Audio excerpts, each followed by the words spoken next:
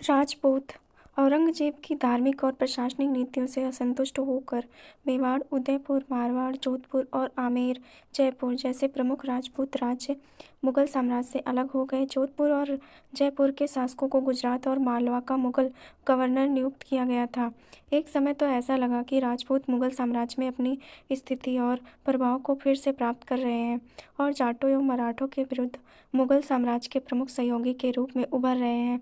जोधपुर और जयपुर के राजाओं ने उत्तरवर्ती मुगलों के काल में मुगल साम्राज्य के काफ़ी बड़े हिस्से को अपने प्रभाव में ले लिया और औरंगजेब की मृत्यु के बाद जोधपुर और जयपुर के राजा दिल्ली की राजनीति में प्रमुख भूमिका निभाने लगे। इस समय के सबसे प्रमुख राजपूत राजा आमेर के सवाई राजा जय सिंह थे, जिन्हें पहले सूरत और बाद में आगरा का गवर्नर नियुक्त किया गया था। उन्होंने जयपुर जैसे सुंदर शहर की स्थापना की और दिल्ली, जयपुर, वाराणसी, उज्जैन और मथुरा में नक्षत्र वेधशालाओं, जंतर मंतर का निर्माण कराया। आगरा से लेकर सूरत तक के क्षेत्र का उनके हाथों में होने से उन्हें अपने राज्य को मजबूत और समृद्ध बनाने में मदद मिली। जाटों, मराठों और अन्य क्षेत्रीय राज्यों के उदय होने से अपने राज्य के बाहर उनकी जागीरें कम होने लगी और उनका प्रभाव भी धीरे धीरे कम होने लगा।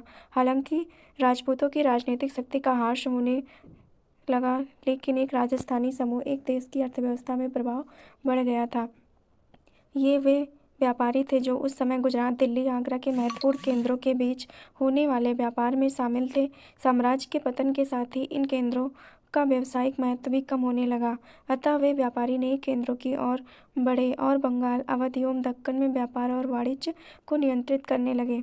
निष्कर्ष है, राजपूतों ने सम्राट और औरंगजेब की नीतियों से असंतुष्ट होकर स्वयं को स्वतंत्र घोषित कर दिया।